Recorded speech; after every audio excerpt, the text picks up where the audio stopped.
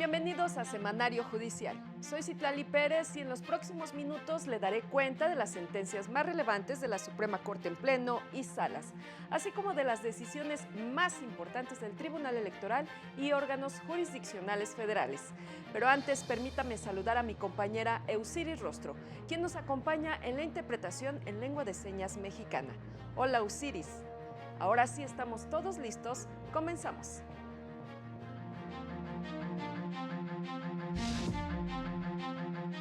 La Corte determinó que se apegan a la Constitución disposiciones de la Ley de Hidrocarburos en materia de permisos.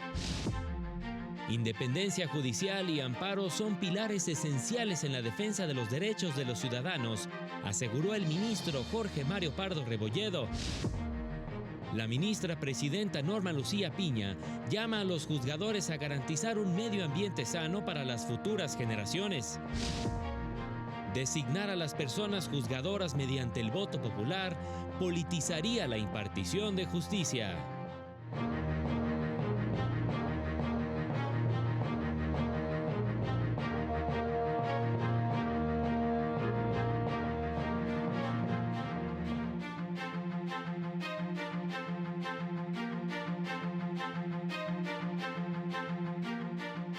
Esta semana, el Pleno de la Corte analizó la constitucionalidad de diversos artículos de la Ley de Hidrocarburos. El Pleno de la Corte declaró válidos diversos artículos de la Ley de Hidrocarburos relativos a permisos, entre otros temas, para el tratamiento y refinación de petróleo y la importación y exportación de hidrocarburos, así como para realizar actividades de comercialización. Validó el artículo que establece que a la entrada en vigor del decreto se revocarán los permisos en los que se compruebe que sus titulares no cumplen con los requisitos correspondientes o que infrinjan las disposiciones de la propia ley. La figura no solo existía antes de la reforma, pues ya se establecían causas por las cuales se podría actualizar esa revocación. Esta disposición no implica una amenaza para los actuales participantes en el mercado, ni tampoco una barrera de entrada para los posibles interesados. También declaró constitucionales los artículos con el requisito para el otorgamiento de permisos referente a la capacidad de almacenamiento que determine la Secretaría de Energía. Reconoció la validez del artículo que introdujo la negativa ficta como posibilidad de que las autorizaciones de las sesiones sean negadas ante la falta de resolución de la Secretaría de Energía o de la Comisión Reguladora de Energía.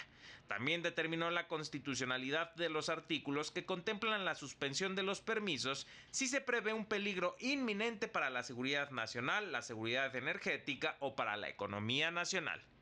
La suspensión no tiene características tales que impliquen la apropiación del patrimonio de los permisionarios. Simplemente es un procedimiento establecido legalmente para que la autoridad deje sin efecto temporal un permiso previamente concedido. Para el canal del Poder Judicial de la Federación, Mario López Peña. El Pleno de la Corte también invalidó disposiciones de los estados de Aguascalientes y Sinaloa que imponían diversos requisitos para acceder a cargos públicos.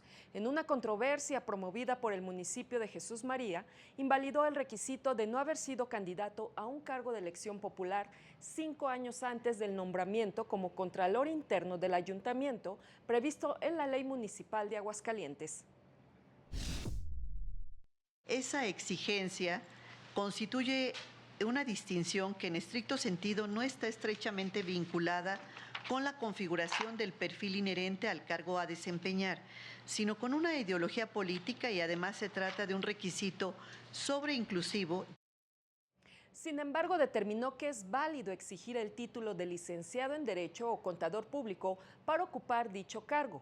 Al resolver diversas acciones en las que se pedía invalidar distintos artículos de la Ley de Archivos del Estado de Sinaloa, determinó que era contraria a la Constitución la disposición que imponía como requisito no haber sido condenado por delito doloso para ocupar el cargo de director del Archivo General del Estado. El requisito de no haber sido condenado por la comisión de algún delito doloso no tiene una justificación objetiva, pues esta debería relacionarse con la función o el cargo que se desempeñará. En más temas, en el Foro Regional sobre Seguridad y Justicia que se llevó a cabo en Toluca, el ministro Pardo Rebolledo llamó a garantizar a la población servicios de seguridad y justicia de calidad. Ciudadanía, academia, organizaciones civiles y autoridades de diversos niveles de gobierno participaron en la 6ª sesión del Encuentro Nacional para una Agenda de Seguridad y Justicia convocado por el Poder Judicial Federal, realizada en Toluca. Para esta 6ª sesión, de las 14 programadas, fueron convocados el Estado de México y Michoacán. En la ceremonia inaugural, el ministro Jorge Mario Pardo Rebolledo llamó a quienes participan en los sistemas de seguridad, procuración e impartición de justicia del país a asumir el compromiso y responsabilidad de cumplir con su labor en beneficio de la ciudadanía. Hoy hago un llamado a todas y a todos los que participamos en los sistemas de seguridad, de procuración y de impartición de justicia, para que no solo seamos probos y valientes, sino para que, más allá de las naturales diferencias que podemos tener en el desempeño de nuestras funciones, asumamos con responsabilidad y compromiso nuestro papel de servir a las y los ciudadanos en la sensible labor que ejercemos todos los días de impartir justicia en nuestro país. Aseguró que el juicio de amparo persiste como el pilar fundamental en la protección de los derechos humanos de las personas en el país e insistió en la defensa de la independencia judicial. La permanencia y evolución de este instrumento fundamental para garantizar la eficacia de los derechos humanos se traduce en asegurar a cualquier habitante de este país la posibilidad de defenderse en contra de actos de autoridad que se estiman inconstitucionales, frente a ataques que pretenden socavarla. Como garantía establecida para quienes acuden a los tribunales y no como privilegio de las personas juzgadoras, la independencia judicial no se trata de un juego de poder, ni es el poder lo que está en juego, sino los derechos consagrados en nuestra Constitución. Por más de 3 horas, las cientos de personas participantes reflexionaron sobre los retos en el acceso a servicios legales, la seguridad, el Sistema Nacional de Impartición de Justicia y la rendición de cuentas. Los avances de esta 6ª sesión podrán consultarse en el sitio web de la Suprema Corte de Justicia. Para el canal del Poder Judicial de la Federación, Mario López Peña. En entrevista exclusiva con el canal del Poder Judicial de la Federación, el ministro Pardo abordó temas relacionados con las reformas a la Ley de Amparo y la independencia judicial. En entrevista exclusiva para el canal del Poder Judicial de la Federación, tras participar en el 6º Foro Regional dentro del Encuentro Nacional para una Agenda de Seguridad y Justicia realizado en Toluca, el ministro Jorge Mario Pardo Rebolledo reflexionó sobre el debate en la opinión pública a propósito de las recientes reformas en materia de amparo. El juicio de amparo es nuestro principal instrumento de defensa y protección de derechos humanos en nuestro país. Así que cualquier iniciativa de modificación, pues naturalmente despierta una gran polémica y desde luego genera mucho debate alrededor de la misma.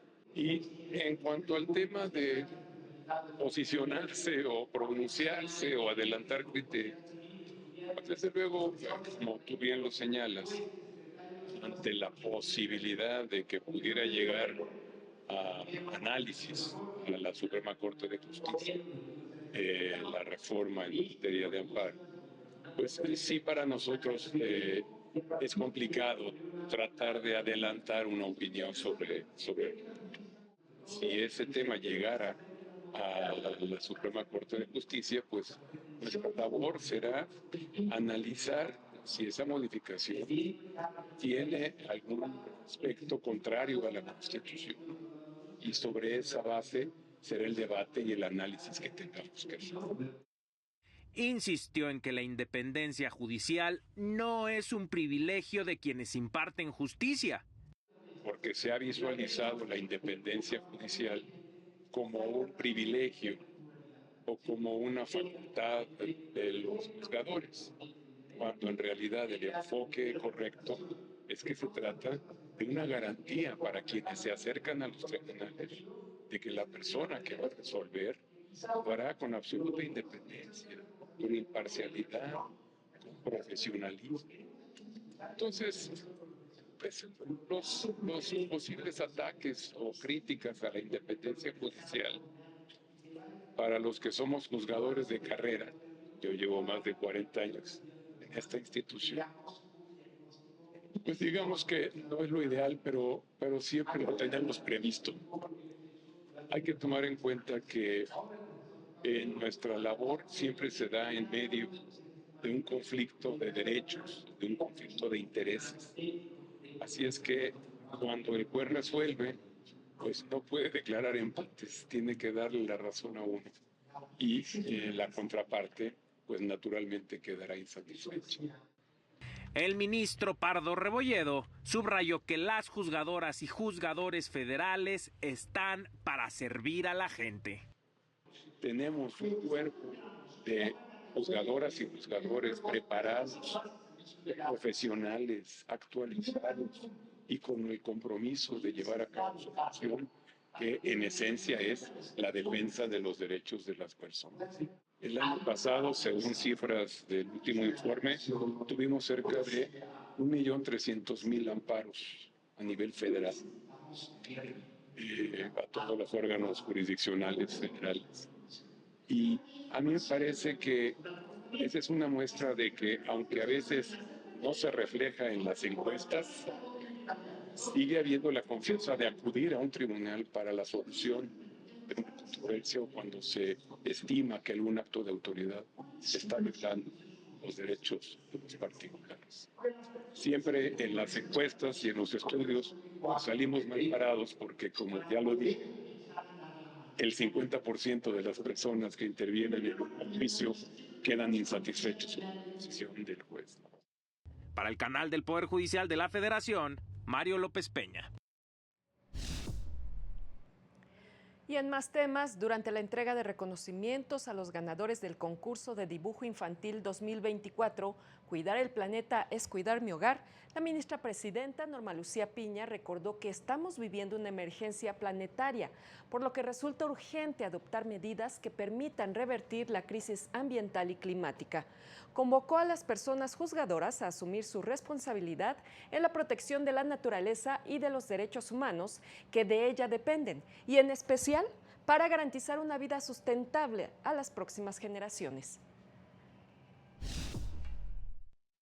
La crisis ambiental y climática nos exige tomar todas las medidas necesarias para responder de manera urgente a esta situación. En el Poder Judicial de la Federación, no solo a través de nuestras sentencias, sino en todo nuestro actuar, asumimos el enorme reto y la enorme responsabilidad frente a las generaciones futuras de hacer un cambio radical indispensable para frenar la crisis ambiental global. Momento de una pausa, no se vaya porque ya volvemos.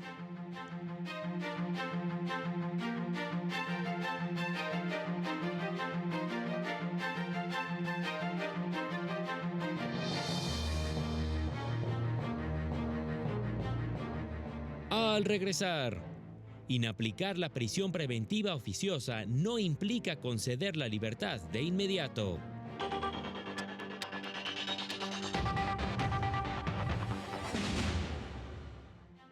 Ya estamos de regreso, le tenemos más información. Juzgadores reconocieron que en caso de que no se modifique la Constitución en materia de prisión preventiva oficiosa, la última palabra la tendrá la Suprema Corte. El magistrado de circuito Juan Ramón Rodríguez Minaya explicó que será la primera sala de la Suprema Corte la que determine si se debe inaplicar la prisión preventiva oficiosa, como lo ordenó la Corte Interamericana de Derechos Humanos en 2 sentencias en las que condenó a México. A través de una videoconferencia organizada por el Instituto de Investigaciones Jurídicas de la UNAM, el juzgador explicó que a raíz de dichas sentencias ya surgieron 2 tesis que se contradicen, una que señala que se debe inaplicar la prisión preventiva oficiosa y otra que establece que esta figura está en la Constitución y debe prevalecer como restricción. El Pleno Regional de la región Centro-Sur también sacó luego su tesis, dice suspensión provisional en el juicio de amparo. Cuando se reclama la prisión preventiva oficiosa, no es procedente concederla con efectos restitutorios con base en lo determinado por la Corte Interamericana en las sentencias dictadas en los casos Sonpaxtle, Tecpile y otros contra México y García Rodríguez y otro contra México. Resaltó que en el tema de prisión preventiva oficiosa no hay quien tenga la última palabra, por lo que hay que esperar la resolución de la primera sala de la Corte en torno a la contradicción de criterios 377 de 2023. Sin embargo, aclaró que en caso de que se inaplique la prisión preventiva oficiosa, esto no quiere decir que las personas obtendrán su libertad en forma automática. Pareciera ser que si ya no hay prisión preventiva oficiosa, todas las personas van a quedar en libertad y no. Recordemos que el efecto es, somete a debate la medida y puede ser cualquiera, incluyendo la prisión preventiva justificada. Entonces, muchas medidas que eran de prisión preventiva oficiosa, a través del debate, se volvieron ahora de prisión preventiva justificada. Esto es, a través ya de un debate, ya no de manera oficiosa. Para el canal del Poder Judicial de la Federación, Juan Carlos González. El juez séptimo de distrito, Juan Fernando Álvarez López, con residencia en Tamaulipas, ordenó a diversas autoridades municipales de Reynosa, a la Cancillería y a la sección mexicana de la Comisión Internacional de Límites y Aguas entre México y Estados Unidos reubicar en un lugar digno y seguro a 3 familias migrantes que habitaban en el albergue Senda de Vida. El juzgado determinó que tras el desalojo y demolición del inmueble ubicado sobre el borde del río Bravo, las familias que ahí se encontraban quedaron en situación de vulnerabilidad. Precisó que no es admisible que el Estado mexicano limite unilateralmente su jurisdicción para dejar fuera de su protección a personas que en realidad se encuentran bajo su resguardo, pues independientemente de su estatus migratorio, tienen reconocidos sus derechos humanos y en consecuencia no deben sufrir ningún tipo de discriminación. Y en más temas, diversas organizaciones jurídicas de México y Estados Unidos advirtieron que la reforma que se propone al Poder Judicial pondría en riesgo el acceso a la justicia. Las iniciativas del presidente de México para reformar al Poder Judicial Federal en el auto llamado Plan C representan una amenaza seria y directa contra la independencia judicial y la democracia. Así concluyó un reporte publicado por Diálogo Interamericano, Centro de Análisis para América Latina en Estados Unidos, junto con la Escuela de Derecho de la Universidad de Stanford y suscrito por la Barra Mexicana Colegio de Abogados. La propuesta del Ejecutivo sobre la elección de ministros, magistrados y jueces por voto popular, dice el documento, politiza al Poder Judicial y negaría el acceso a la justicia, pues en lugar de resolver los casos con imparcialidad y actuar como contrapeso y en contra del abuso del poder, las personas juzgadoras dictarían sentencias para complacer a quienes ostentan mayor poder y ganar más votos. En la propuesta de Plan C, se reducen los periodos de jueces en el encargo, equipara sus salarios a los del Poder Ejecutivo, además de establecer un tribunal disciplinario judicial. Los investigadores de Diálogo Interamericano y de la Universidad de Stanford consideran que es fundamental la protección de la independencia y el Estado de Derecho en México. Para el canal del Poder Judicial de la Federación, Marta Rodríguez. El juez José Leovigildo Martínez Hidalgo explicó una sentencia en la que protegió el derecho de una niña a contar con espacios escolares libres de violencia. Indicó que los padres de una niña que fue agredida físicamente acudieron con diversas autoridades educativas para que atendieran su reclamo y al no obtener respuesta acudieron con el juez de distrito para que atendiera su reclamo. Indicó que el artículo 3 obliga a respetar la dignidad de las personas y las autoridades educativas incurrieron en omisión al no establecer un protocolo para prevenir la violencia y dar seguimiento al caso de la niña, para que recibiera la atención médica y psicológica necesaria. Aunque no tiene efectos generales, pero sí se está obligando a las autoridades, al menos de esa escuela, de esa comunidad, a que lleve a cabo en general programas para concientizar, sensibilizar tanto a las personas, el personal docente, como a la comunidad en general, sobre este tipo de violencia escolar y, bueno, dicho sea de paso, también evitar el bullying, no solamente la violencia física, sino también la electrónica y los diversos modos que se manifiestan. Recordó que en México 7 de cada 10 infantes son víctimas de violencia y acoso en los espacios escolares. Y en más temas, en nuestro país cerca del 20% de las mujeres que trabajan han sido víctimas de acoso laboral y algún tipo de violencia en su trabajo. Reconocer y abordar las desigualdades es fundamental para avanzar hacia una sociedad más justa e igualitaria, señaló el juez Germán Gutiérrez León, lo anterior en un foro con el tema Juzgar con perspectiva de género, casos de violencia y discriminación. Eliminar los obstáculos que impiden a la mujer trabajadora a acceder a la justicia en condiciones de igualdad y así pueda gozar plenamente tanto de sus derechos laborales como de seguridad social. Se menciona que 1 de cada 5 mujeres ha enfrentado acoso laboral y violencia física, psicológica o sexual en su entorno laboral en México. A pesar de los avances en la lucha contra la discriminación de las mujeres, persisten desafíos especialmente en el embarazo. Entonces es una realidad que existe una discriminación y una violencia estructural en razón del género, ¿no? Por ejemplo, que se pidan pruebas de embarazo a las trabajadoras para que puedan ingresar, o que se les coaccione para que presenten sus renuncias, ¿no? Al 2% de las mujeres mayores de 15 años le han pedido una prueba de embarazo como requisito para trabajar, porcentaje que equivale a 2.5 millones. Para el canal del Poder Judicial de la Federación, Rosy García. Y en el semanario judicial de esta semana se publicaron 30 criterios de diversos órganos jurisdiccionales, incluidos 5 de las salas de la Suprema Corte. La primera sala publicó 2 jurisprudencias, una sobre acciones derivadas de un contrato de seguros, en la que establece que el plazo de prescripción es de 5 años, cuando la beneficiaria reclama la responsabilidad por daños a un tercero. Y una más sobre actos dictados en juicio de imposible reparación. Su falta de impugnación en amparo indirecto no genera la preclusión del derecho a combatirlos en amparo directo. La segunda sala dio a conocer 3 criterios, uno sobre beneficiarios de la persona trabajadora fallecida, en la que establece que el reconocimiento de ese carácter a la concubina no implica desconocer los derechos que corresponden a la cónyuge. Una más en la que establece que la compensación prevista en el artículo 23 del Código Fiscal de la Federación no viola el derecho a la igualdad, y una en la que establece que el recurso de queja procede contra el auto por el cual el juez de distrito ordena remitir el escrito de ampliación de demanda a la Oficina de Correspondencia Común. De plenos regionales se publicaron 5 criterios sobre temas relacionados con competencia por territorio. Autoridades bancarias no son autoridad para efectos del juicio de amparo y separación de juicios de amparo indirecto. Mientras que de tribunales colegiados se publicaron 20 criterios, todos tesis aisladas. Vamos de nuevo a una pausa, no se vaya, ya regresamos.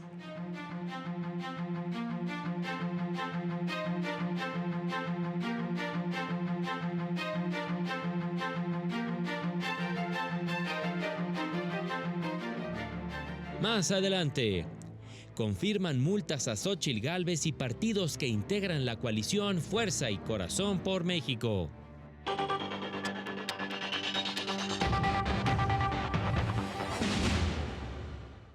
Ya estamos de regreso con más información.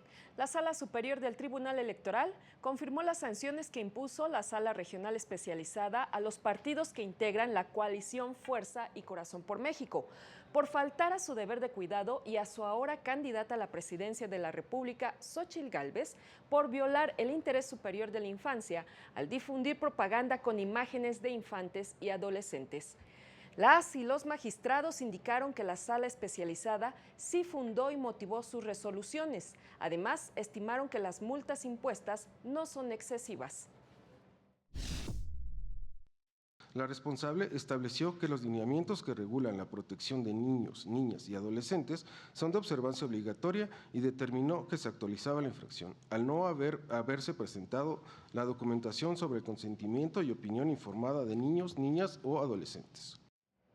La Sala Superior también declaró válida la resolución del Tribunal Electoral de Morelos, que confirmó el acuerdo del Instituto Electoral Local con el reconocimiento del convenio de la coalición Sigamos Haciendo Historia y el registro de su candidata a la gubernatura de dicho estado, Margarita González Arabia.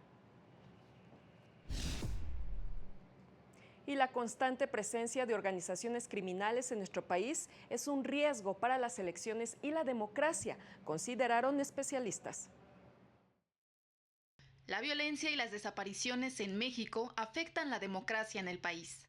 Porque mientras haya desaparecidos, no habrá democracia. Mientras haya violaciones graves a los derechos humanos, no habrá las condiciones histórico, políticos, sociales que permita la experiencia de un sistema democrático como el que nosotros aspiramos. Como parte del ciclo de conferencias de la Sala Regional Toluca del Tribunal Electoral del Poder Judicial de la Federación, integrantes del colectivo La Voz de los Desaparecidos en Puebla denunciaron que la prevalencia de organizaciones criminales que intervienen en los procesos locales inhibe la participación ciudadana en las elecciones. Pero también las familias dudamos en acudir a las urnas a votar, porque al interior de este país, en los estados del interior, en los municipios del interior, quienes tienen el control del proceso electoral son grupos encargados de la delincuencia organizada. Son grupos que se encargan de intimidar y reprimir a los simpatizantes de su adversario político. Personas buscadoras lamentaron la incompetencia de instituciones de gobierno y la falta de empatía con los familiares de personas desaparecidas. Hay mucha gente que no es empática, hay mucha gente que no hace su trabajo, hay gente que simplemente te va a mirar y no te va a decir nada, no te va a dar una respuesta y te va a poner puros peros. En todo momento, te van a ignorar. En el acto, el magistrado presidente de la Sala Regional Toluca, Alejandro David Abante Juárez, reconoció la labor del colectivo de búsqueda y reiteró que el Estado mexicano debe enfocar sus esfuerzos en la atención de este tipo de casos. Para el canal del Poder Judicial de la Federación, Laura Murillo. Y la Sala Regional Especializada del Tribunal Electoral determinó que el presidente López Obrador vulneró el principio de neutralidad en el actual proceso electoral con sus expresiones en la conferencia del pasado 1 de febrero, en la que hizo referencia a temas electorales. Sin embargo, señaló que el titular del Ejecutivo no puede ser sancionado por infracciones electorales en términos de la Constitución. Ya que las manifestaciones realizadas por el presidente de la República hicieron referencia directa a temas de índole electoral, al mencionar, en el marco de la presentación de una serie de iniciativas, como que se requería de una mayoría calificada en las cámaras de diputaciones y senadurías, que se acercaban las elecciones, lo que implicaba votar por el partido o partidos, la coalición o alianzas.